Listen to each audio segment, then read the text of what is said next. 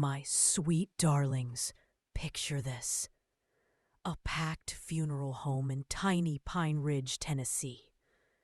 My daughter-in-law, Crystal, is standing by my late husband Harold's casket in a bright red dress.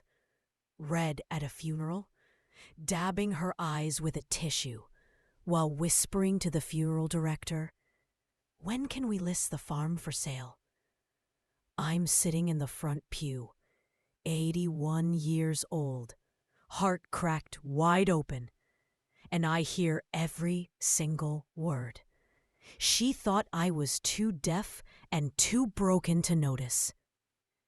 But what happened 6 weeks later made Crystal turn whiter than the lilies on Harold's grave. Keep listening, loves, because greedy Crystal got exactly what she deserved, and I didn't lift a finger to make it happen. How we got here. Let me take you back, dears, all the way to 1958, when Harold and I bought our 200-acre farm outside Pine Ridge with nothing but a $500 loan from his daddy and a promise to love each other forever. We raised 3 beautiful children there. Tommy, our oldest, who gave us our only grandson, Caleb. Our middle girl, Ruth, who moved to Nashville. And our baby, James, who passed in a car wreck at 19. That farm wasn't just land. It was every sunrise Harold and I watched from the porch swing. Every Christmas with grandbabies running through the pecan orchard. Every tear we cried when the banks tried to take it in the 80s. We paid it off in 2003. Clear title, Our Names Only. Tommy married Crystal 25 years ago. She was a beauty queen from Knoxville. Big hair, bigger dreams. At first, I welcomed her with open arms, taught her to can tomatoes, quilt, even gave her my mama's pearl earrings. But the minute she realized that farm was worth almost $2 million with the new highway coming through, her hugs got tighter and her smile got sharper. Harold got sick in 2023, liver cancer. While I was spoon-feeding him broth and reading him psalms, Crystal was on her phone with real estate agents. Harold heard her too. And Harold, bless his heart, was a quiet man, but he was clever. 2 nights before he passed, Harold squeezed my hand and whispered, "May, get the blue folder from the safe. Promise me you'll wait till the right moment." I thought it was just old love letters. It wasn't. What was inside that blue folder made my blood run cold and set the perfect trap. Hold on, loves. You're gonna love this. The fake grief. Harold's funeral came and went. Crystal played the grieving daughter-in-law like an Oscar winner. Black veil, collapsing into Tommy's arms.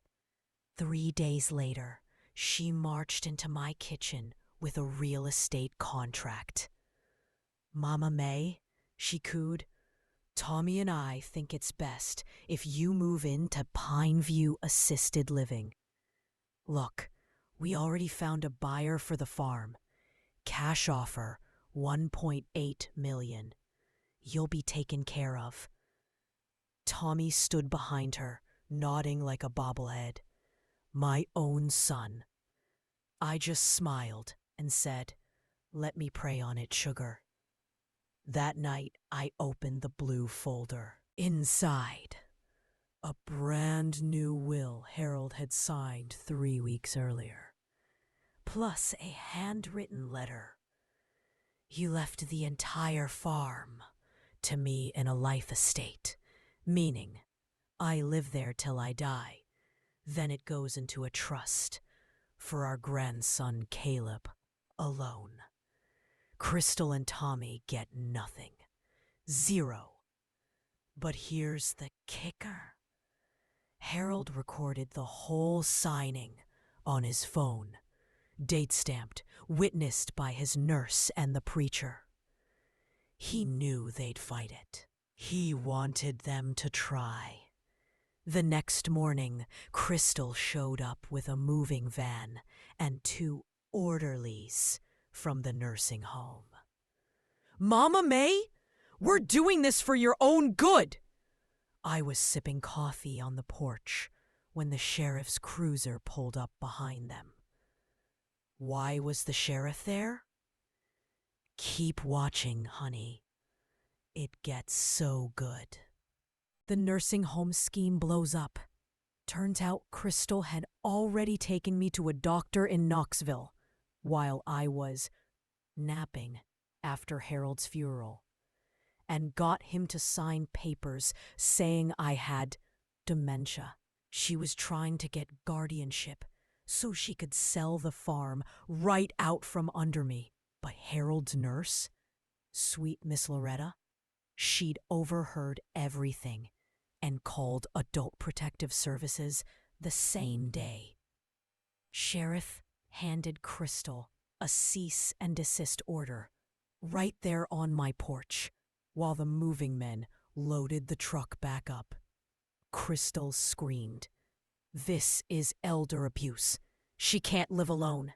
I just rocked in my chair and said, "Crystal, darling, the only abuse here is what you've been trying to do to me. You think that would stop her? It didn't." 2 weeks later, she filed to contest the will, claiming Harold was heavily medicated and not of sound mind. The judge set a hearing for 30 days out. Crystal strutted around town, telling everyone the farm was as good as sold. But she forgot one thing. Harold left me one more surprise. You're not gonna believe what rolled up my driveway the day before court. The big reveal. A shiny black SUV with Kentucky plates. Out stepped my grandson Caleb, 24 years old, just finished law school on a full scholarship Harold secretly paid for. Crystal's jaw hit the gravel when Caleb walked into the kitchen carrying a briefcase. "Grandma May," he said, hugging me tight. "Grandpa made me the trustee. I've got everything we need." That night we watched Harold's video together. Him sitting up in bed, clear as day, explaining exactly why Crystal and Tommy were cut out. They stopped visiting when I got sick. They only care about money. My farm stays in the family that loves it. Court day, the little Pine Ridge courthouse was packed. Half the town showed up with popcorn. Crystal wore a navy suit and fake tears. Then Caleb played the video on the big screen. You could hear a pin drop. Then somebody in the back yelled, "Amen." But Crystal had one last card to play. She stood up and accused me of forging the whole thing. The judge asked for the original will. Caleb smiled and pulled out something nobody expected. Karma delivered on a silver platter. Harold had mailed the original will to the clerk of court himself. Certified mail, the day he signed it. The one Crystal was waving around? A photocopy. Then Caleb dropped the final bomb. Bank records showing Crystal had already spent $47,000 of Harold's money on a down payment for a condo in Florida. Thinking the farm sale was a done deal, the judge didn't just uphold the will. He ordered Crystal to repay every penny with interest within 60 days or face fraud charges. Tommy just sat there, head in his hands. Crystal? She started screaming that it wasn't fair. The bailiff escorted her out while the whole courtroom slow clapped. You'd think that was the end? It wasn't. 1 month later, a for sale sign went up. But not on my farm. Guess whose double-wide mobile home got repossessed when she couldn't pay back the money? Sweet, sweet justice. Crystal and Tommy moved into a 1-bedroom apartment above the laundromat in town. She works the night shift at the truck stop now. Still wears too much perfume. Tommy comes by every Sunday after church to mow my grass and sit on the porch with me. We don't talk about her. Caleb moved into the farmhouse to help me run it. We're planting peaches this spring. And every evening, when the sun sets over the hills, Harold and I loved so much, I rock in that same swing and smile. Because sometimes, my loves, the greediest ones dig their own graves. And all you have to do is hand them the shovel. If this story touched your heart or made you cheer for this old country auntie, do me a favor.